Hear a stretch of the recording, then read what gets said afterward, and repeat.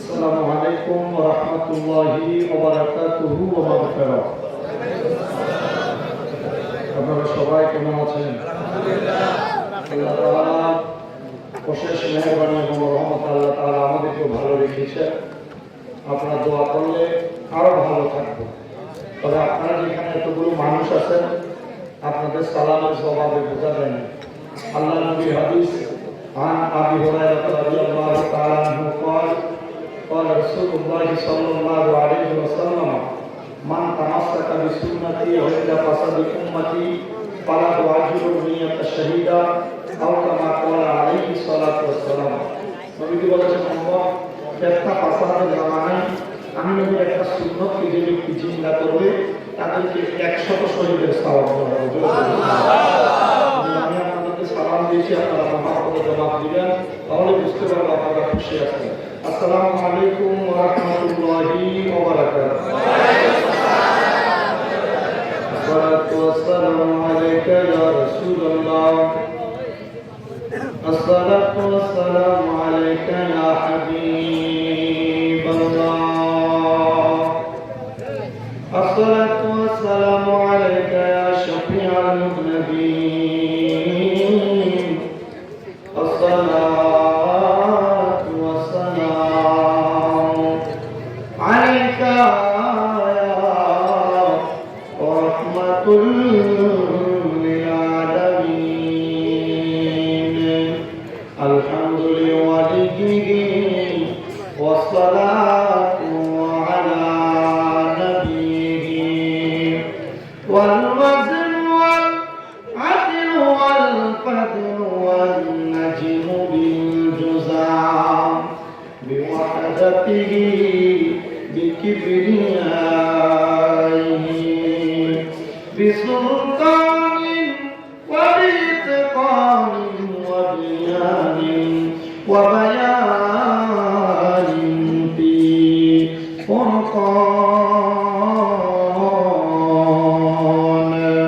وحده لا شريك له ولا نظير له ولا مثل له ولا مثال له أجمل أول له ونشهد أن سيدنا إيماننا وقدوتنا وسندنا محمد رسول الله صلى الله عليه وسلم الذي أرسله بالحق بشيرا ونذيرا وداعيا إلى الله بإذنه وسراجا وقمرا منيرا। একটা জবান বন্ধ রাখবেন না, সবাই জবান খুলে মায়া সুরে জুড়ে পড়েন না আল্লাহু আকবার। হাসিমপুর উত্তরপাড়া গ্রামে মসজিদ ও মাদ্রাসার উদ্যোগে এত সুন্দর করে ওয়াজ দোয়ার মাহফিলে আমার ভাই বাবার বন্ধুরা, আপনারা যারা এই জান্নাতের বাগান মাহফিলে বসলেন, একটা জবান বন্ধ রাখবেন না। আপনারা বলেন জবানের মালিক কি? আল্লাহ। ভাড়া কি কম দিয়ে আছে? সাউন্ড কম দিয়ে আমি কোনো সাউন্ড আর একটু মোহাব্বতের আওয়াজে বলেন আমাদের জবান যিনি দিয়েছেন তিনার নাম কি? আল্লাহ বলেন ওয়াশকুরু নি'মাতাল্লাহি আলাইহিম ইন কুনতুম ইয়্যাহু তা'বুদুন। আল্লাহ বলে বান্দারে তোমরা আমি আল্লাহর নিয়ামতের শুকরিয়া আদায় করো যদি তোমরা আমি আল্লাহর ইবাদত করো। এবার আপনারা বলেন নামাজ রোজা হজ যাকাত দান সদকা যত রকমের ইবাদত, এই সকল ইবাদত করি আমরা একজনের জন্য, তিনি কি? ওই আল্লাহকে খুশি করার জন্য মুহাব্বতের আওয়াজে আমার আল্লাহ তাআলার কালামে হাকিম কোরআন শরীফের তেলাওয়াত করবে না, জোরে জোরে পড়ে না। ও যুবিল্লাহি মিনাশ শাইতানির রাজিম। বিসমিল্লাহির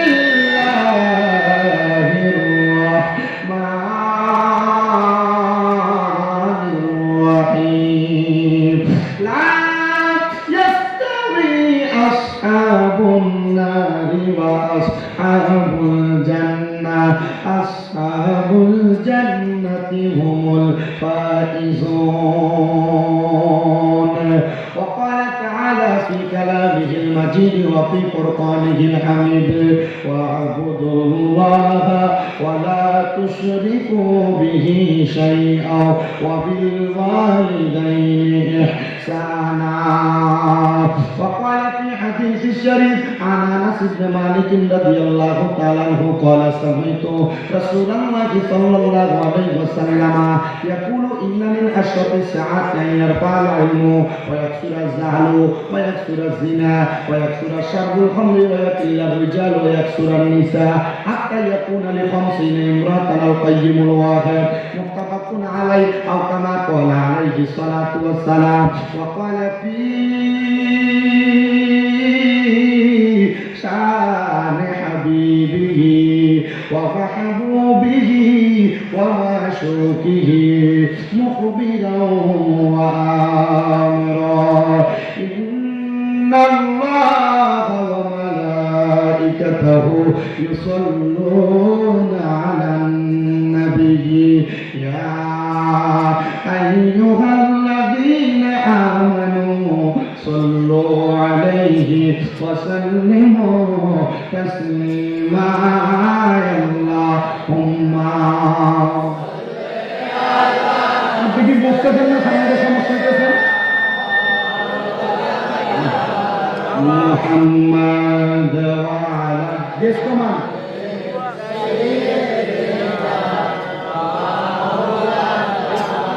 আরেকটু জবান খুলে মুহাব্বতের আওয়াজে পড়েন আল্লাহুম্মা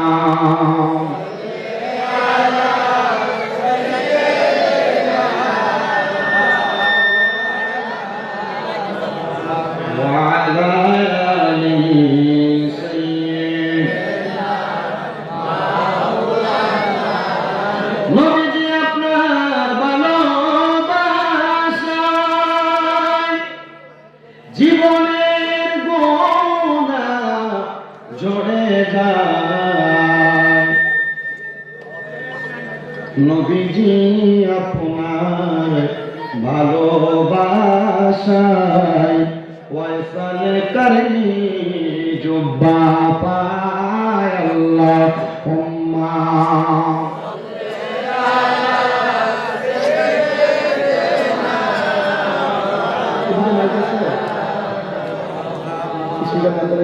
وعلى آل سيدنا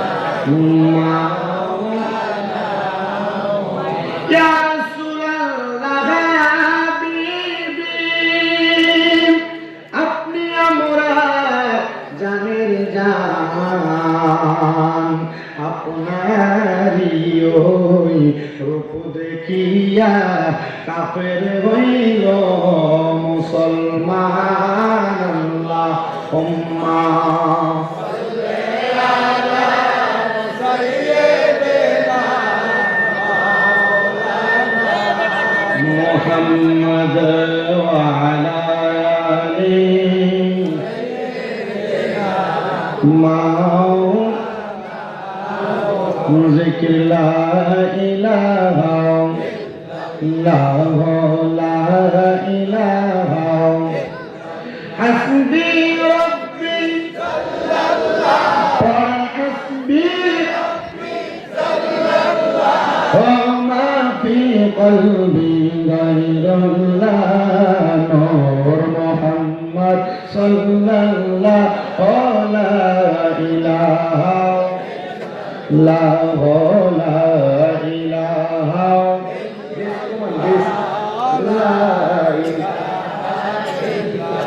আল্লাহ ছাড়া মাহবুদ নাই আমার নবীজি ছাড়া উপায় নাই বলেন আল্লাহ ছাড়া মাহবুদ নাই আমার নবীজি ছাড়া উপায় নাই ওই নবীকে পাইতে হইলে ওই নবীকে পাইতে হইলে আল্লাহর দিনের দয়া চাই লা ইলাহা ইল্লাল্লাহ লা ইলাহা ইল্লাল্লাহ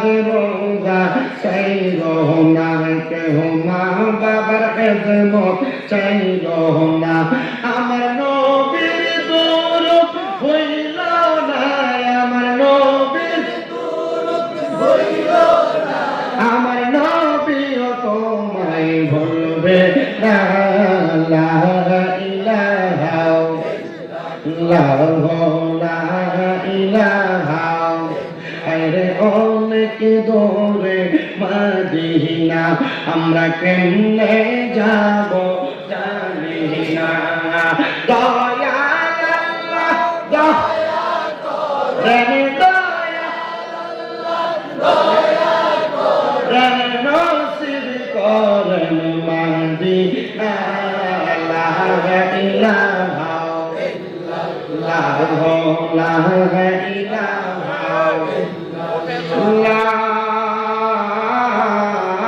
ইলাহা ইল্লাল্লাহু মুহাম্মাদুর রাসূলুল্লাহ সাল্লাল্লাহু আলাইহি ওয়াসাল্লাম।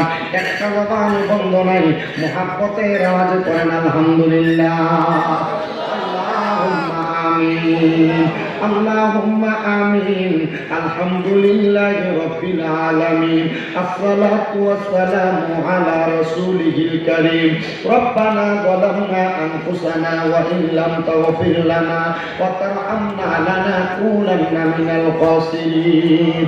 ইয়া ইলাহি রহম ফরমা মুস্তাফা কি ওয়াসতে, খুল দে দরওয়াজায়ে রহমত গাদা কি ওয়াসতে, রহমাতুল লিল আলামিন খতমে रसूल जाने जगह अहमद हामिद मोहम्मद मुस्तफा की वास्ते, महबूब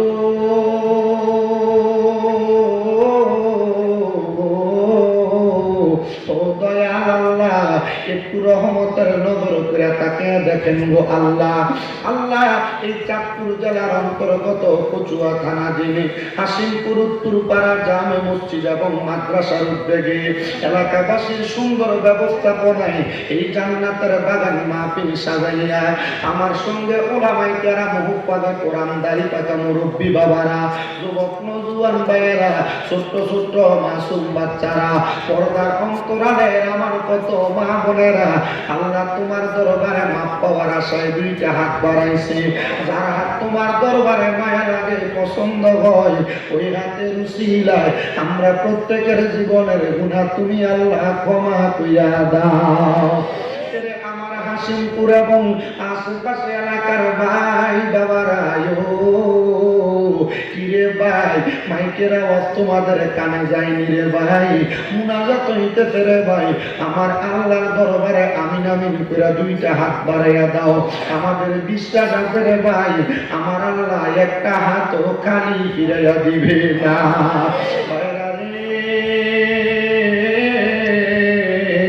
তোমরার মতো কত ভাই বাবারা জানি অন্ধকার কয়রে মুর্দা লাশ শুয়া শুয়া রইছে, একবার মুনাজাত তার নসিবে হইছে না। এরে আমার হাসিমপুর এবং আশেপাশে এলাকার মা বোনেরা, ও কি গো মা, মাইকের আওয়াজ তোমাদের কানে যায়নি গো মা, মুনাজাত হইতেছে গো মা, দাও না আমার আল্লাহর দরবারে দুইটা হাত বাড়াইয়া। আমার বিশ্বাস আছে গো মা, আমার আল্লাহ একটা হাতও খালি ফিরাইয়া দিবে না। মারা গো, তোমরা তো এই এলাকার নাইরি না গো মা, একদিন আসছিলা লাল রঙের বেনারসি শাড়ি পরিয়া, আর একদিন চলে যাইবা সাদা মার্কিন কাপড় পরিয়া। মারা গো, আর দুনিয়ার কাজকর্ম ব্যস্ততা টিভি সিরিয়ালের সামনে না বইসা আমার আল্লাহরে পাওয়ার আশায় ওযু বানাইয়া তোমার ঘরের একটা কর্নারের মধ্যে নামাজের মুসল্লাটা বিছাইয়া আমিন আমিন করে দুইটা হাত বাড়াইয়া দেও গো মা। আমার বিশ্বাস আছে গো মা, আমার আল্লাহ একটা হাতও খালি ফিরাইয়া দিবে না। আল্লাহ, আজকের জান্নাতের বাগান মাহফিলের মধ্যে কে জানি হাত বাড়াইছে, কার জানি জগতের মধ্যে বাবা নাই, যেই বাবা রিক্সা চালাইয়া মাটি কাইটা মাথার গাম পায়ে ফেলাইয়া পরের বাড়িতে বদলার কাম কইরা সন্তানকে মানুষের মতো মানুষ করার জন্য আব্বা রক্তরে পানি বানাইছে, যাদের এমন আব্বা যান কবরের বাসিন্দা, আব্বার কবর জান্নাতের বাগান বানায়া দাও। ও দয়াল দরবারে কে জানি হাত বাড়াইছে, কার জানি জগতের মধ্যে মা নাই। আইরে মা, যে মারে মা কইয়া ডাকলে কলিজার আগুন পর্যন্ত ঠান্ডা হইয়া যায়। মা দুঃখিনী কবরের বাসিন্দা, আমার কবর রাজাতের ফয়সালা কইরা দাও আল্লাহ। যারা মা বাবা বেঁচে আছে হায়াতে তৈয়বা নসিব করো আল্লাহ। ফরিয়াদ তোমার দরবারে, আম্মা অসুস্থ থাকলে সুস্থতার নিয়ামত দান করো। যাদের মা বাবা বেঁচে আছে খেদমত করার তৌফিক দান করে দাও। আজকের মাহফিলে যারা টাকা দিয়া, পয়সা দিয়া, শ্রম দিয়া, বুদ্ধি দিয়া, পরামর্শ দিয়া, বিশেষ করে সহযোগিতা করেছে আল্লাহ, প্রত্যেকের দান তুমি কবুল মঞ্জুর করে নাও রাব্বুল আলামিন। আল্লাহ, অনেক প্রবাসী ভাইয়েরা বিদেশ থেকে দোয়া চাইছে, আমার প্রত্যেক প্রবাসীদের খাস দোয়াগুলো কবুল মঞ্জুর করে নাও। পর্দার আড়ালে আমার অনেক মা বোনেরা দোয়া চায়, আমার মা বোনদের দোয়াগুলো কবুল মঞ্জুর করো। মনি গো, ফরিয়াদ তোমার দরবারে গো আল্লাহ, এখানে আমরা যারা হাত বাড়াইলাম প্রত্যেকের দোয়াগুলা কবুল মঞ্জুর করে আমাদের প্রত্যেকের মরণের আগে আখিরি জবানে পড়ে দিয়েন মধুর কালেমা লা ইলাহা ইল্লাল্লাহু মুহাম্মাদুর রাসূলুল্লাহ সাল্লাল্লাহু আলাইহি ওয়াসাল্লাম। একটা জবানও বন্ধ রাখবেন না, জবানটা ছেড়ে দিয়ে উচ্চ কণ্ঠে জোরে জোরে পড়েন আলহামদুলিল্লাহ। আজকের জান্নাতের বাগান মাহফিল হাসিমপুরে হচ্ছে, আপনারা সবাইকে খুশি না বেজার? আলহামদুলিল্লাহ। আল্লাহ তাআলা আমাদের আজকের আশা বসাকে জান্নাতে আশা বসা হিসেবে কবুল করেন, পড়েন আমিন। আপনারা যারা এখান থেকে মানুষকে ধরে ধরে বসাইতেছেন, এই যে আপনারা যারা ধরে ধরে বসাইতেছেন, কষ্ট করে আপনারাও বসেন। কাউরে ধরে বসানোর দরকার নেই, একদম নিজে নিজে চলে আসে। আপনারা কষ্ট করে নিজেরা বসেন, কাউকে বসতে বলবেন। আমার মাহফিলের সিস্টেম হচ্ছে, কাউকে আমি বসাইতেও বলি না, দাঁড়ায় থাকলেও বলি না যে বৈশা যাবে। আমার সিস্টেম, আমি সুন্দর করে ধারাবাহিকভাবে কথা বলি। আল্লাহ তাআলা কবুল করেন, পড়েন আমিন। মুআজ্জাজুল মুহতারাম, মহাপবিত্র ঈদে মিলাদুন নবী সাল্লাল্লাহু আলাইহি সাল্লাম উদযাপন উপলক্ষে হাসিমপুর উত্তরপাড়া জামে মসজিদ ও মাদ্রাসার উদ্যোগে এই বিশাল ওয়াজ ও দোয়ার মাহফিলে সম্মানিত যিনি প্রধান অতিথি আলহাজ মোহাম্মদ শরফুদ্দিন মিয়া সাহেব, বিশেষ করে সম্মানিত সভাপতি জনাব মোহাম্মদ ফরিদ গাজী সাহেব, মাহফিলে প্রধান বক্তা ভূমিকায় মূল্যবান তকরির করবেন।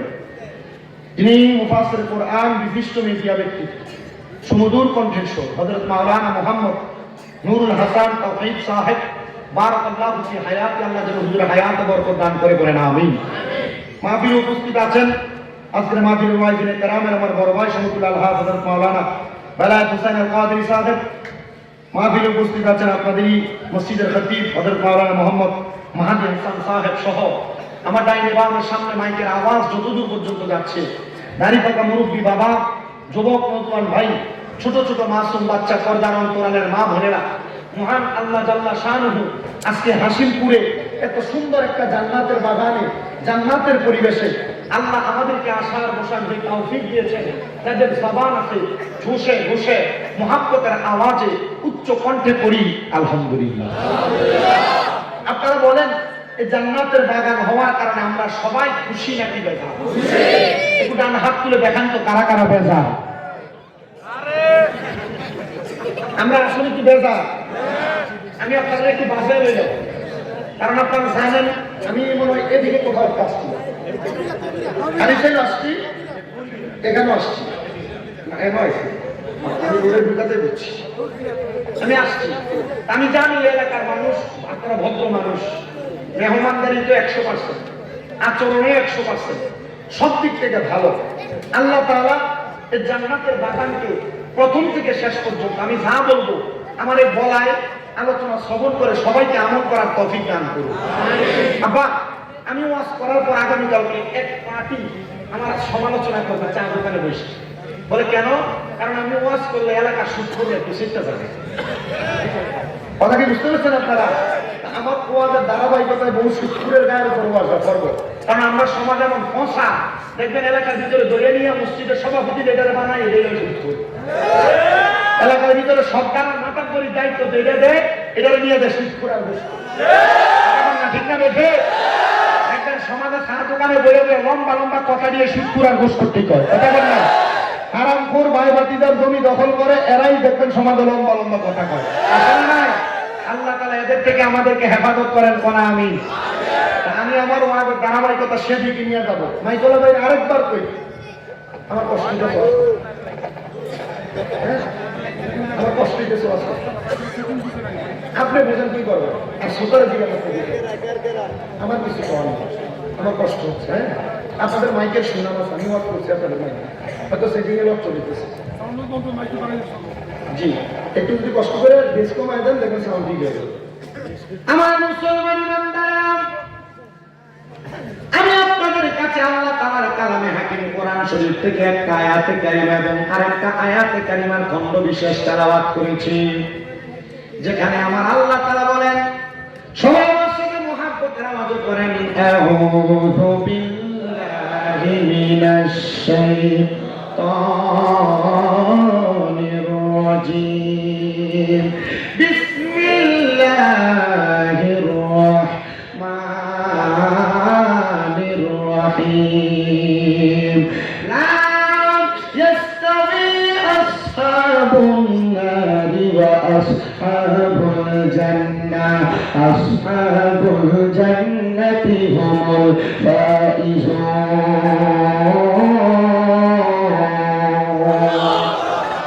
আল্লাহ তাআলা কুরআন কারীমে বলেন, যারা জাহান্নামী এবং যারা জান্নাতি তারা একরকম নয়।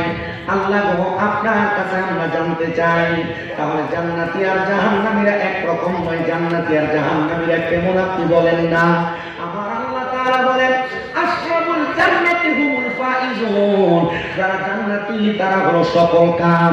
এবার আপনারা বলেন, আমরা সবাই জান্নাতীদের কাতারে আমাদের প্রত্যেকের নাম উঠাইতে চাই কি চাই না? ও মুসলমান ইমানদার, আপনি কেমনে জান্নাতীদের কাতারে নাম উঠাইবেন? আল্লাহর হাবিব মুহাম্মদুর রাসূলুল্লাহ সাল্লাল্লাহু আলাইহি ওয়াসাল্লাম নবী আমার ডাক দিয়ে বলেন, উম্মত, দুনিয়ার জমিনের মধ্যে যে উম্মতে মুহাম্মদীরা দুইটা কাজ করতে পারবে, তারা জান্নাতীদের কাতারে থাকতে পারবে। ইয়া রাসূলুল্লাহ, নবী গো, আপনি বলেন না কোন দুইটা কাজ করার কারণে আমরা জান্নাতীদের কাতারে থাকতে পারবো? আমার নবী বলেন, কোন মানুষ যদি তার ঈমানের উপর অটল থাকতে পারে, আর কোন মানুষ যদি ঈমানের উপর অটল থাইকা তার নেক আমলগুলো সুন্দরভাবে করতে পারে, তাহলে ওই ব্যক্তিটা জান্নাতীদের কাতারের মধ্যে থাকবে। ইয়া রাসূলুল্লাহ, ইয়া হাবিব,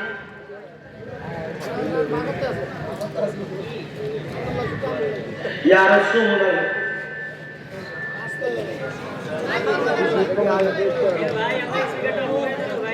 ইয়া রাসূলুল্লাহ, ইয়া হাবিবাল্লাহ, নবী আপনি বলেন, জান্নাতীদের কাতারের মধ্যে কাতারের নামটা থাকবে তারা কারা?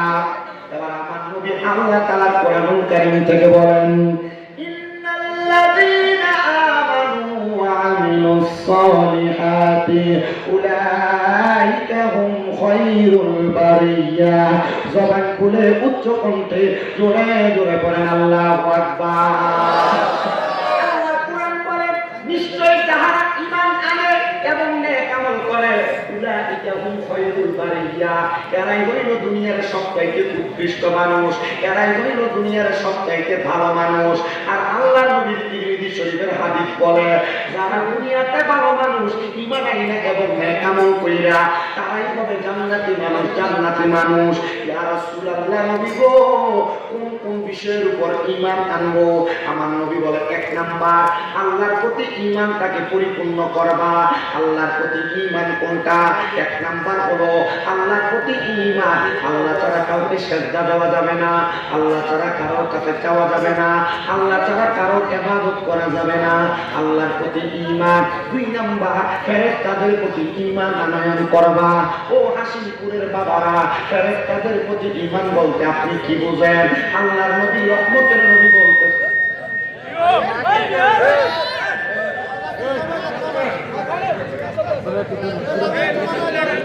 আপনারা কথা বলেন না ভাই, আমি কি সিগারেট বন্ধ করে শুধু মাইকের সামনে সিগারেট অফ করে দেব। আরে সাউন্ড তো ভালো, সিগারেট অফ করে দেব।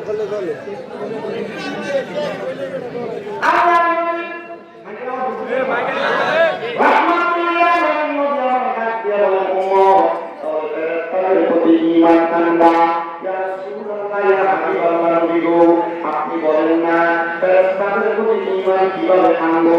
বলে আল্লাহ তাআলা অসংখ্য অগণিত ফেরেশতা নির্ধারণ করে রেখেছেন। তোমাদের কাঁধের মধ্যে দুইজন ফেরেশতা। আমরা সবাই জানি আমাদের ভালো এবং মন্দের হিসাব করে কি করে না? ভালো মন্দের হিসাব দেখে কি লেখে না? নবী আমার শুধু তাই নয়, আমরা মনে করি আমাদের দুই কাঁধের মধ্যে দুইজন ফেরেশতা। না ইয়া রাসূলুল্লাহ, আর কোথায় ফেরেশতা আছে? বাংলাদেশের হাদিসের মারা কইরা হায়াতুল হায়াওয়ান মুতালা করতে উল্লেখ করতেছে। কোন মানুষ মানব জাতি যারা তাদের কাঁধের প্রত্যেকটা আঙ্গুলের মাথায় মাথায় এক একটা করে ফেরেশতা আছে। সুবহানাল্লাহ। আঙ্গুলের মাথায় কি আছে? আঙ্গুলের মাথায় মাথায় একটা ফেরেশতা আছে। আমাদের কথা বলি, আমাদের প্রত্যেকের চোখের মাথায় মাথায় একটা একটা করে ফেরেশতা আছে। আমাদের চোখের পাপড়িগুলোর মধ্যে একটা একটা করে ফেরেশতা, আমাদের কানের মাথায় একটা একটা করে ফেরেশতা, আমাদের প্রতিটা কদমের অঙ্গুলির মাথায় মাথায় একটা করে ফেরেশতা। ইয়া রাসূলুল্লাহ, ইয়া হাবিবাল্লাহ, নবী গো, আপনার কাছে জানতে চাই, আপনি বলেন না এই ফেরেশতাগুলোর কাজ কি? বলে তুমি দুনিয়াতে নেক কাজ করো না বদ কাজ করো, ভালো কাজ করো না খারাপ কাজ করো, ফেরেশতারা তোমার ব্যাপারে সাক্ষী হয়ে যায়। আর ওই ফেরেশতারা তোমার ব্যাপারে সাক্ষী হইয়া আমার আল্লাহ তাআলা বাসী হিসেবে সাক্ষীদাতা হিসেবে আল্লাহর কাছে উত্তোলন হবে। ফেরেশতারা তোমার ব্যাপারে সাক্ষী দিবে। হে রহমাতুল্লিল আলামিন, আপনার কাছে আরো জানতে চাই, আমরা আর কোন বিষয়ের প্রতি ঈমান আনয়ন করব? নবী আমার বলে উম্মতের বলেরা, এরপর তোমরা ঈমান আনয়ন করবা আল্লাহর পক্ষ থেকে নাযিল হওয়া কিতাবের উপরে। ও মায়ের নবী, আপনি বলেন না ওই কিতাবের প্রতি ঈমান কেমনে আনে? বলে আল্লাহ তাআলা 104খানা কিতাব দুনিয়াতে পাঠাইছেন। এর মধ্যে 100টা হলো সহিফা, আর বাকি 4খানা আসমানি কিতাব। এই 4খানার মধ্যে সর্বশ্রেষ্ঠ কিতাব হলো তারিখের কিতাব, লা রাইবা ফীহি। এটার মধ্যে কোনো সন্দেহ নাই আল্লাহ এই কিতাবের নাম কি? আল্লাহ ওই কিতাব আর অন্য কোনো কিতাব না, এটা হলো আর-রাহমান আল্লাহুল কুরআন। সুবহানাল্লাহ।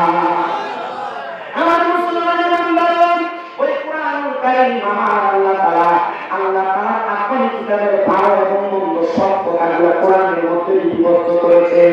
কোরআনের প্রতি ঈমান আনয়ন করার পর কোন মানুষ যদি রাসূলের প্রতি ঈমান আনয়ন করে তাদেরকে জান্নাতি বানানো হবে।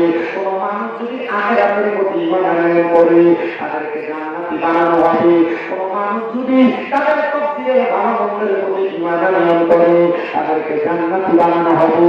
এবার আল্লাহর নবীর প্রখ্যাত হাদিস বিশারদ এবং আল্লাহর নবীর প্রখ্যাত সাহাবী হযরত আনাস ইবনে মালিক রাদিয়াল্লাহু তাআলা আনহু আমার নবীকে প্রশ্ন করে, ইয়া রাসূলুল্লাহ, ও নবী, আপনার কাছে জানতে চাই, নবী, আমরা যখন ইন্তেকাল করব, যদি আমরা ইন্তেকাল করার পর আল্লাহ তাআলা কোথায় যে আমাদেরকে জান্নাত দিবে না, নবী গো, আপনি বলেন না আল্লাহ তাআলা আমাদেরকে কোন জায়গার মধ্যে রাখবে? বলে ময়দানে মাশরের মধ্যে একত্রিত করে আল্লাহ তাআলা তোমাদেরকে রাখবে। সাহাবীরা মসজিদে মালিক আমার নবীকে প্রশ্ন করেন, ইয়া রাসূলুল্লাহ, নবী গো, আপনি বলেন না যেহেতু হাসরের ময়দানের মধ্যে থাকবো, নবী গো, আপনার অনেক উম্মতেরা ফুলসিরাত পাড়ি দিতে যাবে। এই ফুলসিরাত হলো মারাত্মক কঠিন জায়গা। আপনার উম্মত কি ওই ফুলসিরাতের পারে আপনি নবীকে পাবে নাকি? আমার নবী বলেন, পারে না। অবশ্যই আমার উম্মত আমি নবীকে ফুলসিরাতের পারে পেয়ে যাবে। ইয়া রাসূলুল্লাহ, এবার আপনার কাছে জানতে চাই, আপনি বলেন না আপনার উম্মত কি আপনি নবীকে মিজানের পাল্লায় পাবে? আপনার কোন উম্মত যদি মিজানের পাল্লার কাছে বিপদে পড়ে যায়, আপনি বলেন না আপনি নবীকে তাকে উদ্ধার করবেন? আমার নবী বলে, হ্যাঁ, আমি আমার উম্মতকে মিজানের পাল্লার কাছে উদ্ধার করব। ইয়া রাসূলুল্লাহ, ইয়া হাবিবাল্লাহ, নবী গো, এবার আপনার কোন উম্মত যদি হাউসে কাউসারের কাছে বিপদে পড়ে যায়, আপনি বলেন না আপনার উম্মতকে কি ওই জায়গার মধ্যে আপনি উদ্ধার করবেন? আমার নবী বলেন হ্যাঁ। এবার আমার নবী সাহাবায়ে কেরাম তো কখন কথা কখন মেধা অধিকারী সাহাবায়ে প্রস্তুতি আসছিল। আপনি বলবেন হাউসে কাউসারের কাছে কোন বিপদে পড়লে আপনি উদ্ধার করবেন? আপনার কোন ফুলসেরাতের কাছে বিপদে পড়লে উদ্ধার করবেন? আপনি বলবেন নিজের আল্লাহর কাছে বিপদে পড়লে উদ্ধার করবেন? সাহাবী প্রশ্ন করেন, ইয়া রাসূলুল্লাহ, একই টাইমে যদি আপনার কোন উম্মত তিনজন তিন জায়গায় বিপদে পড়ে, আপনি কি করবেন? আমার নবী বলে সাহাবী, আমি নবী আমার উম্মতকে একই সময়ে তিন জায়গায় উদ্ধার করার ক্ষমতা আল্লাহ দিয়েছেন। ওরে আমার নবী নূরে নবী মাটির নবী না, বলে আমার নবী নূরে নবী মাটির নবী না, ওই নবীকে নিজের মতো মনে করো না, বলে ওই নবীকে নিজের মতো মনে করো না, মনে করো না, বলে আমার নবী নূরের নবী মাটির নবী না, বলে আমার নবী মাটির নবী না, ওই নবীকে নিজের মতো মনে করো না, বলে না মনে করো না, আমার নবী বহু দূরে, ইমানদার প্রাণের কাছে বলে আমার নবী বহু দূরে, ইমানদার প্রাণের কাছে, উম্মতরা সালাম দিলে উম্মতরা নবী শুতে পাইলে নিরা লাই গো নবী, পাইলে নিরা লাই বলেন, পাইলে নিরা লাই গো নবী, পাইলে নিরা লাই, তোমার দুই চরণে চুমকাবো, দুই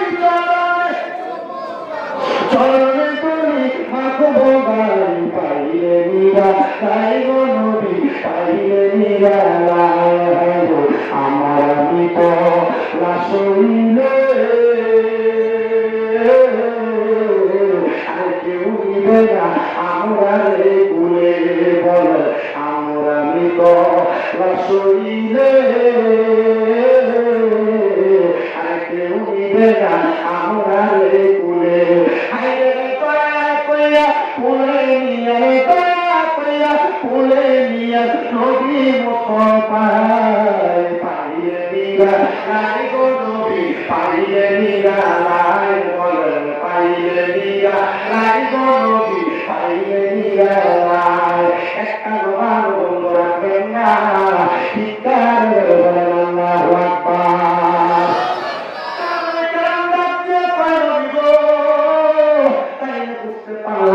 আপনি আপনার উম্মতের একই সময়ে তিন জায়গার মধ্যে উদ্ধার করবেন, নবী গো আপনি বলেন না ওই উম্মতের উদ্ধার করার পরে আপনি কোন জায়গার মধ্যে রাখবেন? আমার নবী তো উম্মত, তোমাদেরকে উদ্ধার করার পরে আমি নবী একটা জান্নাতের মধ্যে রাখবো, ওই জান্নাতের নাম হলো জান্নাতুল আদন, বলুন সুবহানাল্লাহ।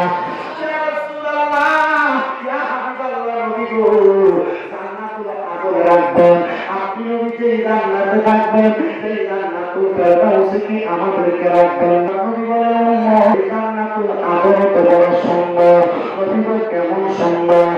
জান্নাতুল আদন এমন সুন্দর, তাজরি তাহতিহাল আনহার, এত সুন্দর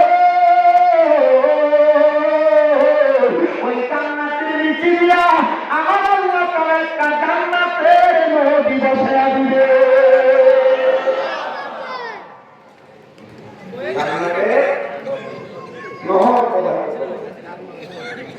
হাদিসে মুবারাকা বলে দেখলাম ওই জান্নাতের নহরের ভিতরে আল্লাহ তাআলা সাইড করে সামনে সুবহানাল্লাহ সুবহানাল্লাহ। কুসুয়ারা নদী আছে না,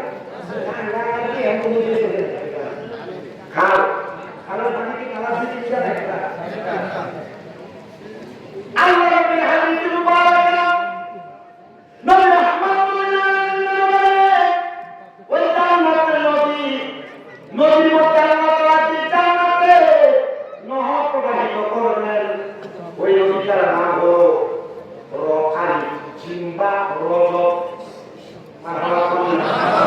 ওই রজব নদীর মধ্যে 4 প্রকারের পানি থাকে, 4 প্রকার।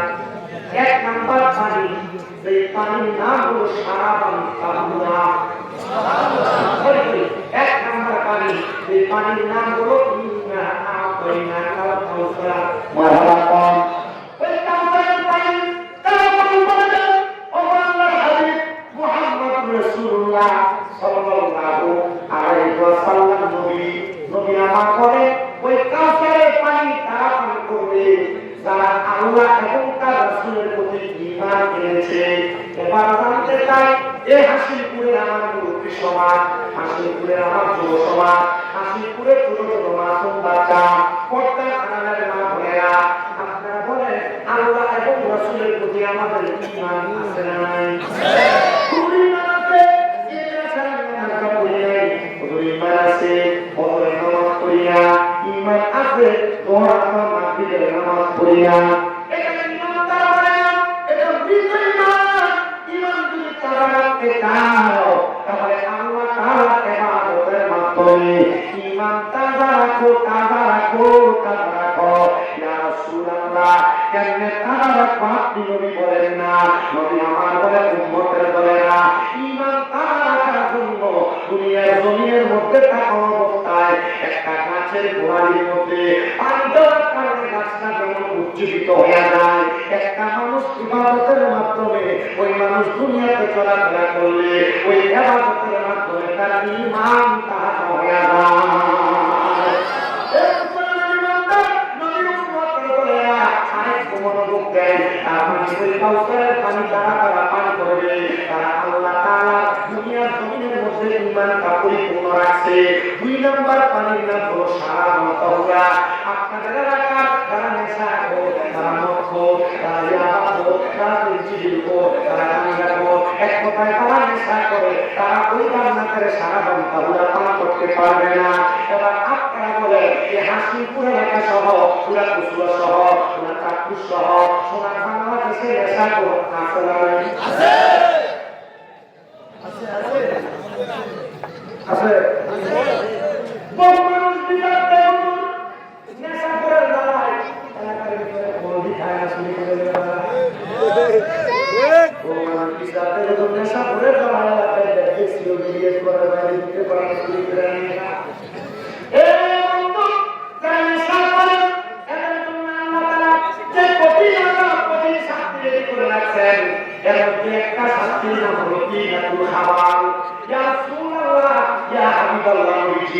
আপনি বলেন নেশা করে তুলব ওই কিনাতুল খাবার কোন ধরনের শাস্তি?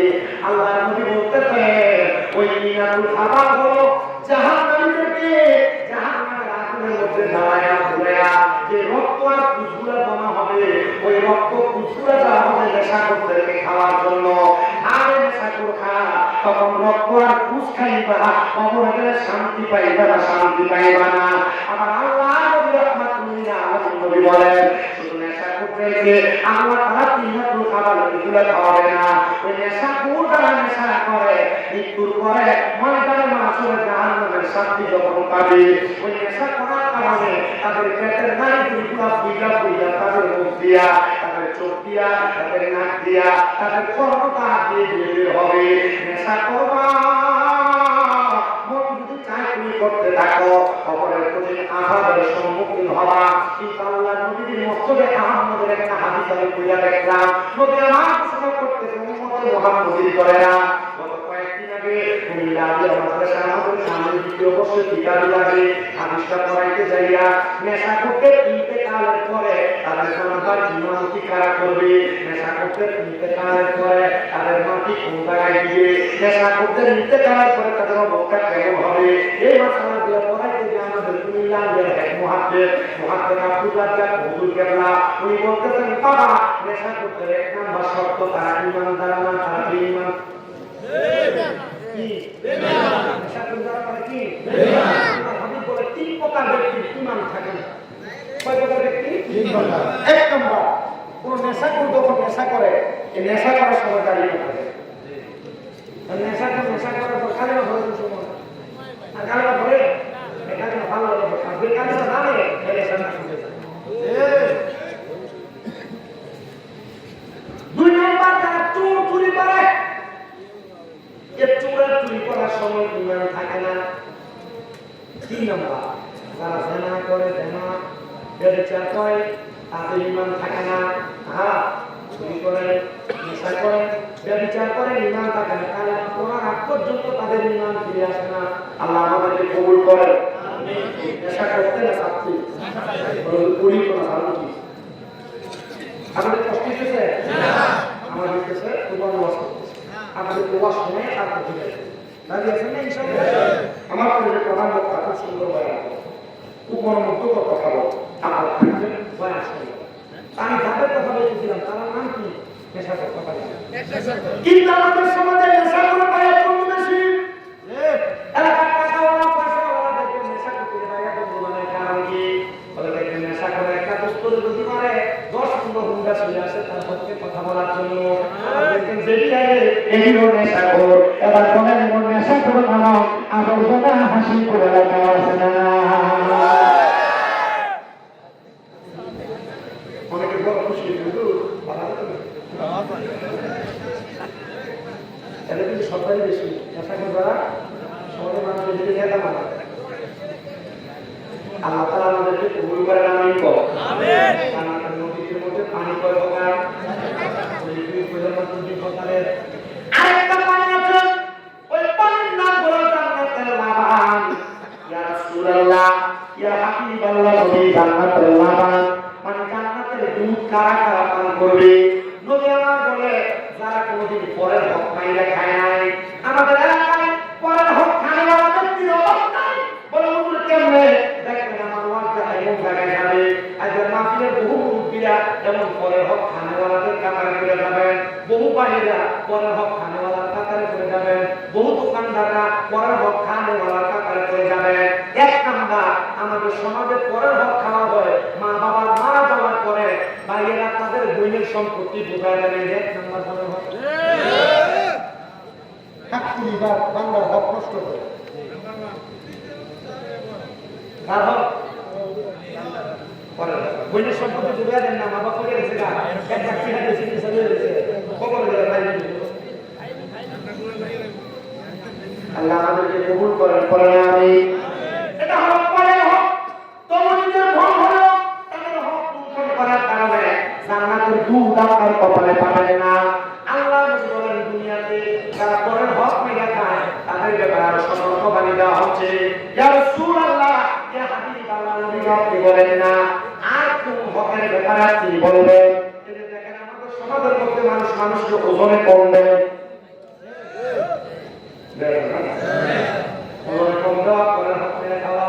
3 নাম্বার খেতের দানা কাটাইতে কাটাইতে এক জেলায় যখন হাতের বান্ধব নিয়ে গেছে কি আমি লাগাই বলে এখানে শোয়া বলে পড়ে শোয়া পারে একটা দানা কাটাতে শারীরিক দিয়ে একটা জায়গা থেকে দিয়ে চাইতে আছে।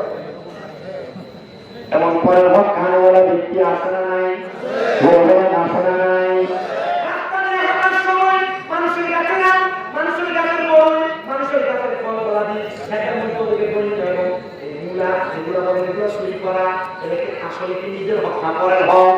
পরের হক তারা মেরে খায়। আল্লাহ নবী বলতেছেন তারা জান্নাতের দুধ জান্নাতের শরাব পান করতে পারবে না। ইয়া রাসূলুল্লাহ, ইয়া হাবিবাল্লাহ, নবী গো আপনার কাছে জানতে চাই কি কি হকের কথা বলেন। আমার নবী বলে 5 নাম্বার হলো জান্নাতের মধু। ওই জান্নাতের মধু তারা পান করতে পারবে না। তারা মিথ্যা কথা বলে, তারা পয়সা কথা বলে, গালিগালাজ করে। দেখবেন আপনার সাথে চলাফেরা করে আপনার বন্ধু, আপনার ভাই, আপনার দোস্ত, এলাকায় এমন অনেক মানুষ আছে কথায় কথায় গালিগালাজ করে, মিথ্যা কথা বলে। আল্লাহ নবী বলে ওই মানুষগুলা জান্নাতের শরাব মধু পান করতে পারবে না।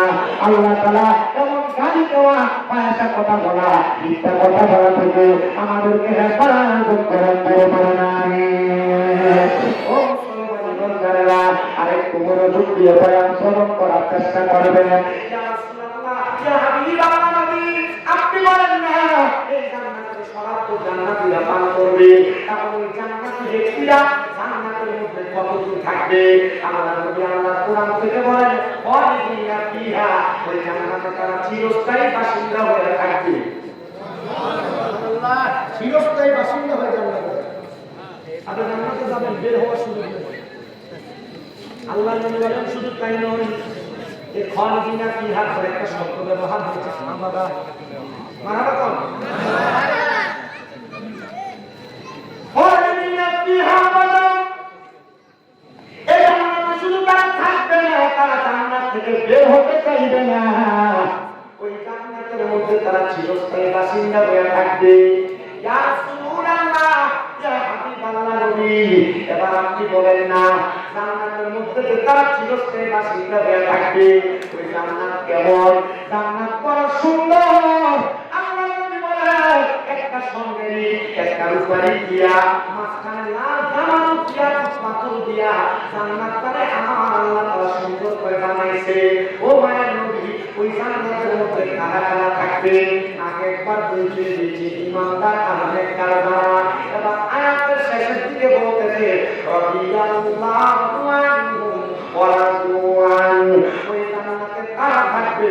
যারা আমার আল্লাহকে সন্তুষ্ট করেছে এবং আমার আল্লাহর প্রতি সন্তুষ্ট হয়েছে। আমি যারা আল্লাহর প্রতি খুশি আর আমার আল্লাহ যাদের প্রতি খুশি, তাই ওই জান্নাতের মধ্যে থাকবে। আল্লাহ তারা কারা? বলে যালিকা লিমান খাশিয়া রাব্বা, তারা দুনিয়াতে আমার আল্লাহকে সবচাইতে বেশি ভয় করেছে, তাই ওই জান্নাতি ব্যক্তি। ইয়া রাসূলুল্লাহ, ইয়া হাবিবাল্লাহ নবী গো, তারা আল্লাহকে বেশি খুশি করেছে।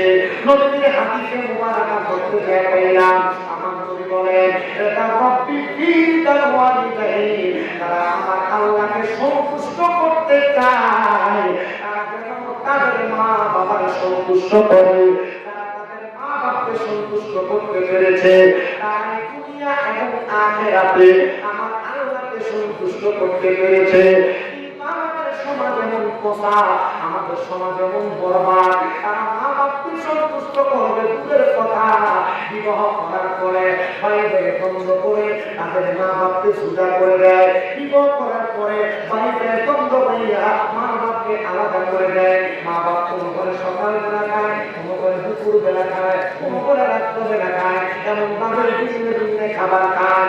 না সন্তান না, আপনাদের কাছে আমি ছোট্ট একটা ওয়াকিয়া কারগুজারি শোনা যাবে। ওই কারগুজারিটা শুনিয়া আপনি আমার ভয়ার কাছে কিছু শিক্ষা গ্রহণ করবেন। আল্লাহ তাআলার খাসজন বান্দা যার নাম হযরত আব্দুর রহমান সমরকন্দি, হযরত আব্দুর রহমান সমরকন্দি রাহমাতুল্লাহ আলাইহি বলেন, আমি আব্দুর রহমান সমরকন্দি আল্লাহ তাআলার ইবাদত নফল নামাজ করতে বড় পছন্দ করতাম। হুজুর নফল নামাজ কেন করতেন? নফল নামাজ একটা কারণে করতাম, কারণ আমার আল্লাহর নবী বলেছেন তারা 5 ওয়াক্ত নামাজের পাশাপাশি বেশি বেশি নফল ইবাদত করে, আমার আল্লাহ তাআলা ওই বান্দাটাকে আর আমার বান্দা রাখেন না, ওই বান্দাটাকে আমার আল্লাহর বন্ধু বানায় দেন। আল্লাহ কি বানান? এই আপনারা বলেন আমরা সবাই আল্লাহর বন্ধু হতে চাই। কারা চান কি দান হাত তুলুন। মাশাআল্লাহ, সবাই মনে হয় না, সবাই চান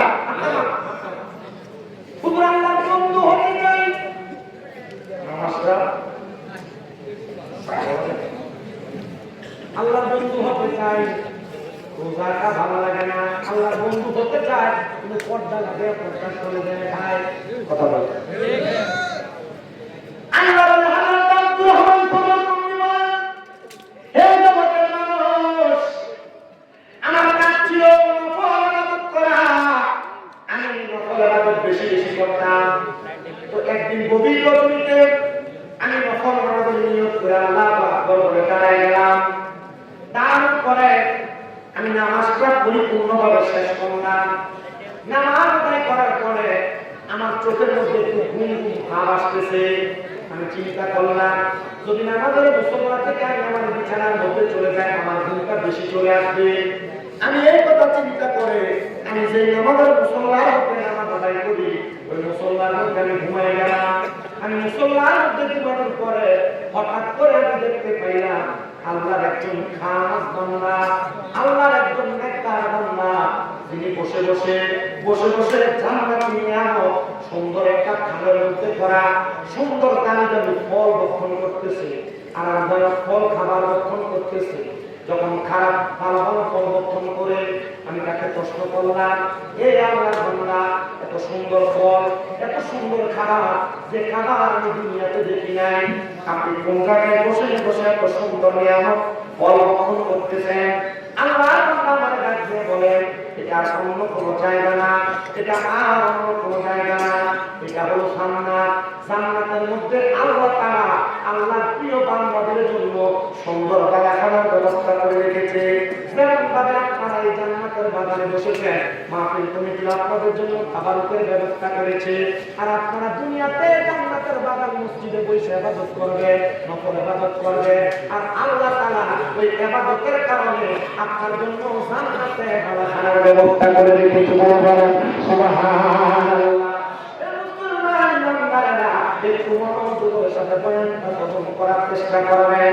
আব্দুর রহমান সমরবন্দি সাকিয়া বলতেছে, তবু বাবা আপনি বলেন না এই জান্নাতের নিয়ামত আপনি কেন পাইলেন? বলে কোনো কারণে না, আমার একটা মেয়ে সন্তানের কারণে। কি বলে? মেয়ে সন্তানের কারণে কবরে জান্নাতি খানা পাওয়া যায়। এই মুরব্বীরা, এই যুবকেরা, এই কারণ কোরআনের মা বোনেরা, আপনারা জানেন আপনাদের সন্তানদেরকে মোবাইলে টিকটকের মাধ্যমে, ভিডিও গানের মাধ্যমে নাচানাচি শিখা, মোবাইল চালানোর মাধ্যমে তাদেরকে অশালীনতা শিখা, বিয়ের মধ্যে দিতে পারেন, কনসার্টের মধ্যে গান বাজনা করা, সন্তানদেরকে নাচতে দিয়ে দেয়। মনে রাখবেন এই সন্তান আপনার জাহান্নামী হওয়ার কারণ হয়ে দাঁড়াবে। আপনি বলবেন আফসুস, আফসুস আমার সন্তান আমার জাহান্নামী হওয়ার কারণ। ও মুসলমান ইমানদারেরা, নবীর উম্মতের দলেরা, আল্লাহ হাবিব সাল্লাল্লাহু আলাইহি ওয়াসাল্লামের আসে আব্দুর রহমান সমরবন্দি বলেন, আমি ওনাকে প্রশ্ন করলাম, আপনার কোন সন্তানের কারণে আপনি জান্নাতীদের অন্তর্ভুক্ত আর জান্নাতি নিয়ামত পাইতেছেন? উনি বলেন, আমি আমার একটা সন্তানকে দুনিয়াতে জন্ম দেওয়ার পরে আমার সন্তানের বয়স যখন মাত্র 3 মাস, আমি মৃত্যুর সজ্জায় ছিলাম, মৃত্যুর সাথে পাঞ্জা লড়তেছি। আমার স্ত্রী আমার মৃত্যুর বিছানায় থাকা, ঘুমাতের বিছানায় বসা। আমার স্ত্রীকে আমি বললাম, আমার স্ত্রী, আমার সন্তানের বয়স মাত্র 3 মাস, কিন্তু আমার সন্তানটা পরিপূর্ণ দায়িত্ব আমি বাবা পালন করতে পারবো কিনা জানি না। বলে তুমি আমাকে দোয়া করো, আমার সন্তানটাকে তুমি স্ত্রীর জন্য কোরআন মানে আলেম বানাইবা, কোরআনুল কারীম মুখস্থ করায়া আমার সন্তানটাকে আলেম বানাইবা। আমার স্ত্রী বলেছে, স্বামী আপনার আদেশ মান্য করা আমার জন্য শিরোধার্য। আপনি যেহেতু বলেছেন আমি আপনার সন্তানটাকে আলেম বানাবো, এবার আমার জন্য যেমন কথা তেমন কাজ। এই কথা বলে আমি দুনিয়ার দুনিয়াতে ইন্তেকাল হয়ে কবরে চলে আসলাম। আসার পরবর্তী সময় আমার স্ত্রী আমার সন্তানটাকে সুন্দর করে পড়ালেখা করে আলেম দিন বানাইছে। জগতের মানুষ আমার সন্তানদের কোরআনুল কারীম শিক্ষা গ্রহণ করে আমার কবরের সামনে আইসা রব্বির হামহুমা কামা রাব্বায়ানি সগীরা, রব্বির হামহুমা কামা রাব্বায়ানি সগীরা বলে দোয়া করেছে। আমার আল্লাহ তাআলা আমার সন্তানের দোয়ার বরকতে আমার কবরটাকে নাজাত করে ফয়সালা করে দিয়েছে।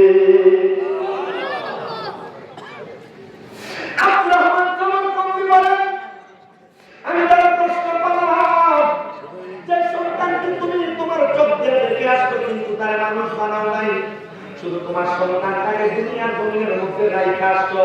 তোমার স্ত্রী তোমার সন্তানটাকে আলেম বানানোর কারণে তোমার সন্তান দুনিয়ার জমিনের মধ্যে আলেম হওয়ার জন্য তোমার জন্য দোয়া করেছে।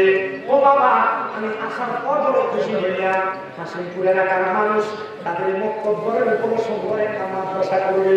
আমি চিন্তা করলাম এলাকার সন্তানরা মাদ্রাসাতে পয়লা ভোপালে কোরআন হবে, আলেম দিন হবে। আরে হাসিমপুর এলাকার কবরবাসী কবর রাখা আল্লাহ চিরতরের জন্য মাফ করে দিবে। কারণ কি আমি দেখলাম আল্লাহ বলতেছে দুনিয়ার জমিনের মধ্যে কোন সন্তানের মা বাবা যদি দুনিয়াতে একটা আলেম তৈরি করে আসে, আমি আলেম যদি ওই এলাকার করতে হাঁটার কারণে আল্লাহ তাআলা ওই এলাকার কবরের আযাব 40 দিনের জন্য মাফ করে দেয়। তো আপনারা তো আলেম তৈরির কারখানা বানানো হাসিমপুরে, আমি বড় খুশি হয়ে গেলাম। এবার আমি আব্দুর রহমান সমর্থন ডাক দিয়ে বলতেছে, আমি জিজ্ঞাসা করলাম এখন আপনার সন্তানকে আলেম হওয়ার দরকার, কর্মকাণ্ড ঠিকভাবে করে, আলেম হওয়ার কথা সত্য, আলেম হওয়ার কর্মকাণ্ড ঠিক থাকে না।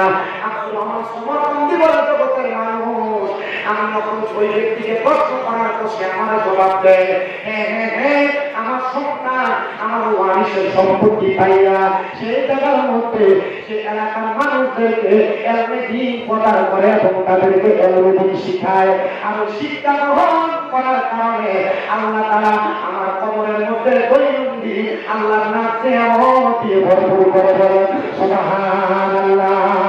ও মুসলমান বান্দারা, একটা বার চিন্তা করে দেখেন, এত মাস নিয়ামত আল্লাহ তাআলা কেন হযরতে আল্লাহর বান্দার কবরের মধ্যে দিয়ে দেয়? একমাত্র একটা সন্তানকে আলেম দিন বানানোর কারণে। আব্দুর রহমান সমর্থন বলে, আমি এবার আল্লাহর দরবারে সেজদায় পড়ে গেলাম, আল্লাহ গো, যদি একজন ব্যক্তিকে তার সন্তান আলেম হওয়ার কারণে তার কবরের মধ্যে জান্নাতি নিয়ামত দিতে পারেন, আমি তো আপনার একজন বান্দা, আমি যদি দুনিয়া দুনিয়ার মধ্যে এলমি অর্জন করি, আমিও তো কবরে যাওয়ার পর জান্নাত পাবো। এবার আপনারা বলেন, আমরা যদি এলম অর্জন করি, আমাদের সন্তানদেরকে এলম অর্জন করায়, আমরা যদি কোরআন পড়ি, আমাদের সন্তানদেরকে কোরআন পড়ায়, আমরা যদি হাদিস পড়ি, আমাদের সন্তানদেরকে হাদিস পড়ায়, আমার আল্লাহ তাআলা আমাদেরকে জান্নাত দিতে পারে কি পারে না? সবাই একটু দরুদ শরীফ পড়েন, আল্লাহুম্মা সাল্লি আলা সাইয়্যিদিনা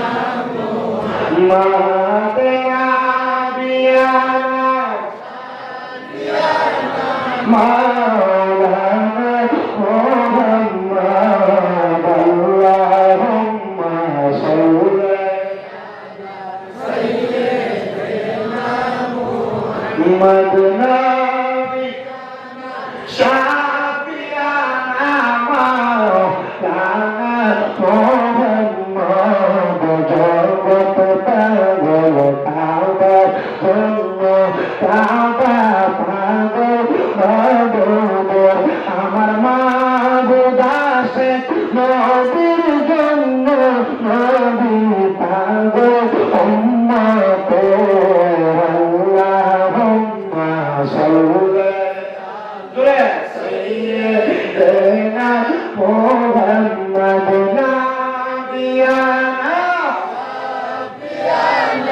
মাওলানা। মুসলমান, আল্লাহকে রাজি খুশি করার কারণে আমার আল্লাহ তাআলা আর কেমন পুরস্কারকে আপনাদেরকে আমি কি দিয়া বোঝাবো, একটু মনোযোগ দিলে আরেকটা ওয়াকিয়া শুনলে আপনারা বুঝতে পারবেন। যিনার নাম হলো হযরতে আব্দুর রহমান মুসলিম হযরতে আব্দুল্লাহ মারুফ কারকি রহমাতুল্লাহ আলাইহি। তিনি বসবাস করতেন ইরাকের জমিনে। তিনি বলেন, জগতের মানুষকে আমি দুনিয়ার জমিনের মধ্যে থাকা অবস্থায় দুইজন ব্যক্তির সাথে আমার সাক্ষাৎ হয়েছে। এই দুইজন ব্যক্তি আমার আল্লাহ তাআলার সঙ্গে প্রেমের কানেকশন লাগায়া দুনিয়া এবং আখিরাতকে সুন্দর করেছে। হে আব্দুল্লাহ মারুফ কারকি, ওই দুইজন ব্যক্তির পরিচয় আপনি বলেন না? তিনি বলেন, এর মধ্যে একজন হলো, তার নাম হলো হযরত হুসাইফা, যিনি কাজইল নামাজ পড়তেন আর গোপনে গোপনে গুহার মধ্যে বসে বসে আল্লাহর নবীর দুরূদ আদায় করতেন। সুবহানাল্লাহ। নামাজ পড়তেন আর নবীর দুরূদ আদায় করতেন। আমি একদিন হযরত হুসাইফাকে প্রশ্ন করলাম, হুসাইফা, আপনি যে নামাজ পড়েন আর দুরূদ শরীফ পড়েন, খাবার কি খান? হযরত হুসাইফা বলে, আমি তো খাবার চিন্তা করা লাগে। কেন? হযরত হুসাইফা বলেন, আমি যখন 5 ওয়াক্ত নামাজের পাশাপাশি বেশি বেশি করে দুরূদ শরীফ আদায় করি, আমার যখন পেটে ক্ষুধা লাগে আমি 2 রাকাত নফল নামাজ আদায় করি। সুবহানাল্লাহ। নামাজ আমি 2 রাকাত নফল নামাজ আদায় করি। আমি যখন 2 রাকাত নফল নামাজ আদায় করি, আমি ডান দিকে সালাম ফিরাই, বাম দিকে সালাম ফিরাই, বাম দিকে সালাম ফিরানোর পর দেখি আমার বাম দিকে খাবারের একটা থালি থাকে। কোথা থেকে আসে, কোন দিক থেকে আসে আমি এটা বলতে পারি না। এর সাইফা, আপনি যে বলতে পারেন না, কারণটা কি? আপনি কি খবরটা জানেন না?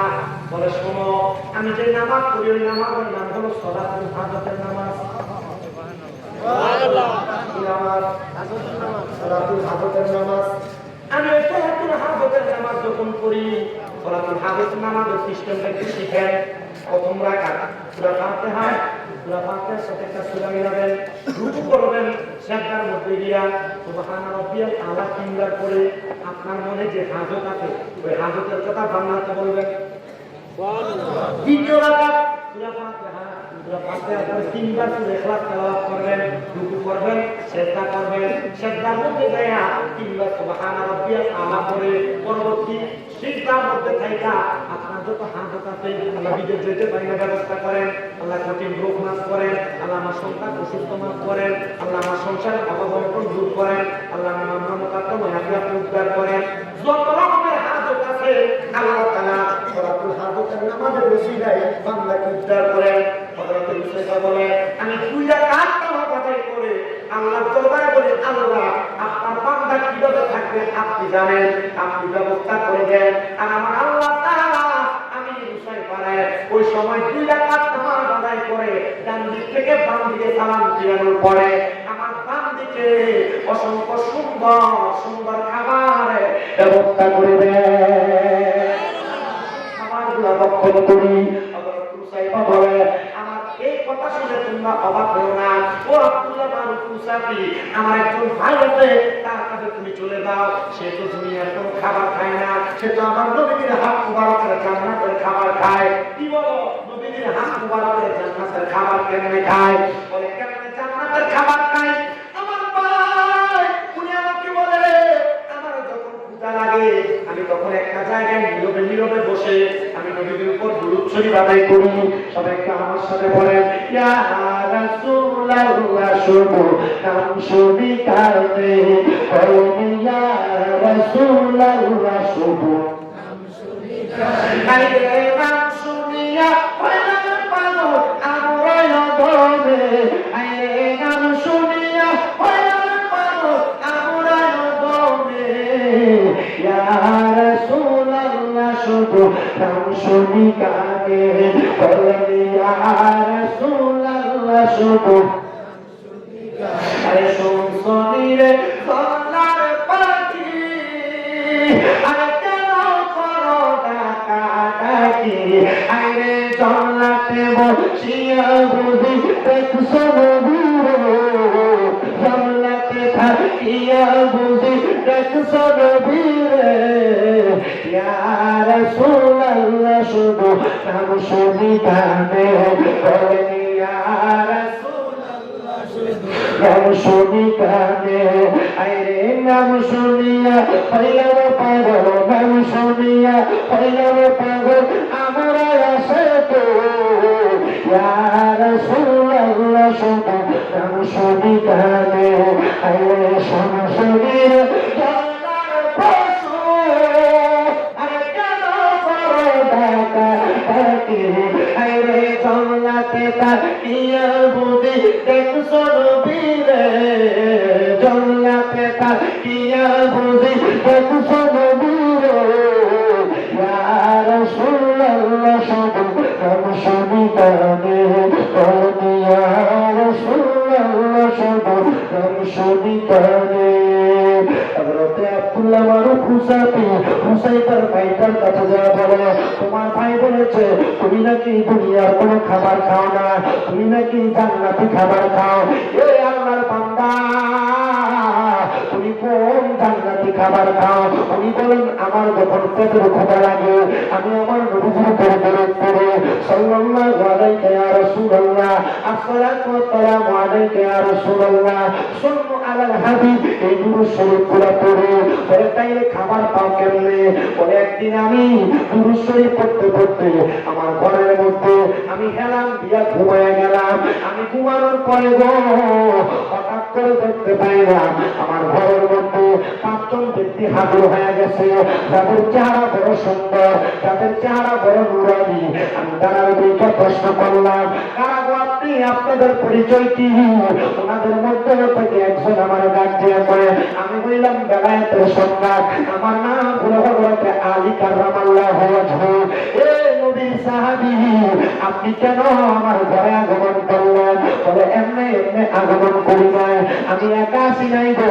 আমার পেছনে তাকায় দেখো, আমার ডাইনে হযরত আবু বকর সিদ্দিক, আমার বামে হযরত উসমান বিন নূরাইন, আমার পেছনে হযরত ওমর ইবনে খাত্তাব, এবং আমার পেছনে এবং তার কোণের মাঝ বরাবর একজন দাঁড়ায় আছে। তিনি আর কেউ না, তিনি হলো আখিরি জামানার পয়গম্বর মুহাম্মদুর রাসূলুল্লাহ সাল্লাল্লাহু আলাইহি ওয়াসাল্লাম। বলেন সুবহানাল্লাহ। ইয়া রাসূলুল্লাহ, ও মায়ার নবী গো, আপনি কেন আমার ঘরের মধ্যে আসলেন? আমি নবীর পাগল, আমি নবীর উম্মত, তুমি তো আমি নবীর বড় ভালোবাসো। যখনই পেটের মধ্যে ক্ষুধা লাগে আমি নবীর প্রতি দরুদ শরীফ আদায় করো। আমি নবী জানি একটা ইমানদার ক্ষুধা নিবারণ করে, তার ইমানি খাদ্য হলো নবীর দরুদ, আল্লাহর জিকির। এই জন্য আমি তোমার কাছে বলতেছি, তুমি যেহেতু আমি নবীর প্রতি দরুদ করতেছো, আমি নবী মদিনাতুল মুনাওয়ারা থেকে তোমার ঘরে আইসা তোমার আহার করাইতে হাজির হয়েছি। বলেন আমি দুরূদ শরীফ পড়তে পড়তে ঘুমানোর পর রহমতের নবী আমার ঘরে দেখলাম নবীজি আজকাল মোবারকের ভিতর থেকে আমার নবী একটা খেজুর বের করছে। আমার নবীজি আমার মুখে দিয়েছে, আমি খেজুর খাইতে খাইতে আমার ঘুম ভেঙে গেছে। দেখছেন কি স্বপ্ন, দেখছে কি স্বপ্ন। উনি বলেন আমি ঘুম ভাঙার পরে আমার মুখ থেকে খেজুরের বিচিটা বাইর করে দিয়েছে। নবীজি ঘুমের পরে স্বপ্নে যাদের আসে তারা নবীজির দিদার পাওয়া যায়। আচ্ছা আপনি চিন্তা করে দেখেন তো, রহমতের নবী, মদিনার কামলিওয়ালা দয়াল নবী, নূরানী নবী, রহমতের নবী, হেদায়েতের পথ দেখানোওয়ালা নবী, ওই নবী যদি আমাদেরকে দুনিয়ার জমিনের ভিতরে এত সুন্দর নিয়ামত দিতে পারে, আমরা ওই নবীর আসেন, ওই নবীর প্রেমিক হইয়া খুশি না বেতার খুশি। আচ্ছা এবার আসেন, ওই নবীকে খুশি করার জন্য আপনি আবার চেষ্টা করেন ভাইকার নামের মারে বাচ্চা, ওই নবীকে খুশি করার জন্য আপনি অনেক চেষ্টা করেন। আপনার আব্বা আপনার 10 টাকা খাইয়া নেওয়া দাম আছে। আরো কষ্টের বিষয় কি শুনবেন? আপনাদের এদিক দিয়ে যখন আমি ঢুকছি রূপ থেকে এখন একটা হুজুর, বাপ মায়ের প্রতি সন্তান যে মর্যাদা কেউ আপনি বহুত করেন হুজুর, ইয়াকে সন্তানের হক থাকবে মা বাপ ঠিক মতো আদায় করে কেউ আসবে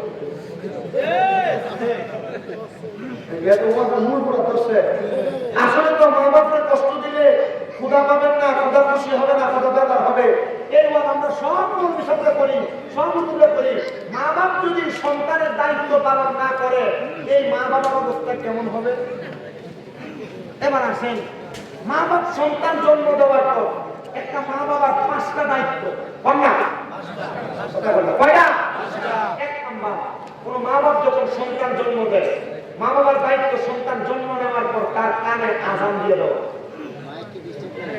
কিছু করার আপনারা বুঝতেছেন, আমি ফালাই রেখে আমার কষ্ট, আমি কালকে মাফি করছি বলে যাবেন না, আমি আমার লোকের ফলাফল করছি এমন মাইকের আমি 3-4 ঘন্টা ওয়াজ করলাম কিছু।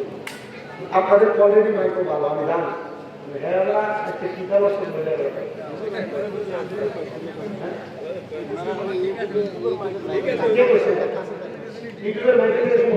আমরা আজীবন ওয়াজ করি, ভিডিওর মাইকে খুলে দেবো, আমরা যদি পরিপূর্ণ ঠিক না হয় এখন তোমরা করে আমার ওয়াজ শেষে একটু খুলে দেবে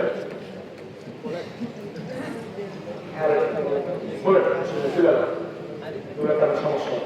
1 নাম্বার দায়িত্ব কি? কানে কি করা? আজান দেওয়া। 2 নাম্বার দায়িত্ব কোন সন্তানের সুন্দর একটা নাম নির্ধারণ করা।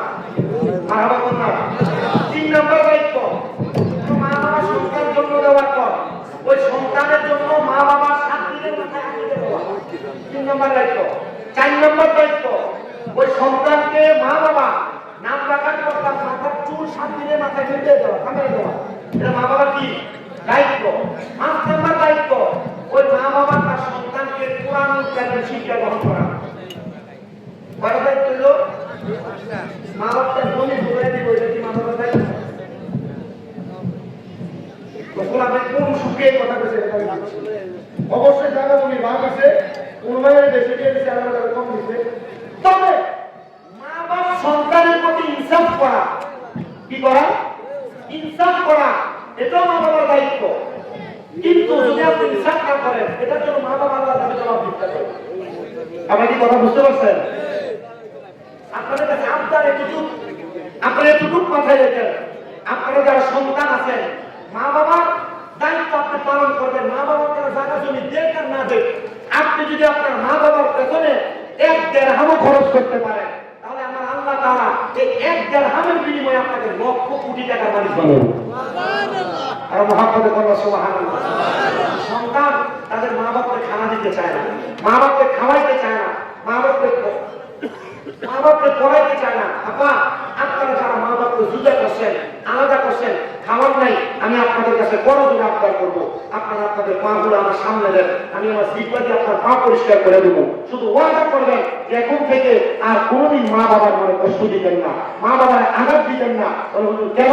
কারণ আপনি একটা মা বাবার কষ্ট দেওয়া, আঘাত দেওয়ার কারণে এরা যদি কষ্ট পায়, স্বয়ং আল্লাহ কষ্ট পায়। তো কইছিলাম, আল্লাহর রাজি খুশি করলে আল্লাহ রাজি খুশি হয়, মা বাপকে রাজি খুশি করলে আল্লাহ রাজি খুশি হয়। এবার আপনারা বলেন, আল্লাহর রাজি খুশি করানোর জন্য আমরা সবাই দুনিয়া এবং আখিরাতে উন্নতি সাধনের জন্য মা বাপকে খুশি করার দরকার আছে না নাই?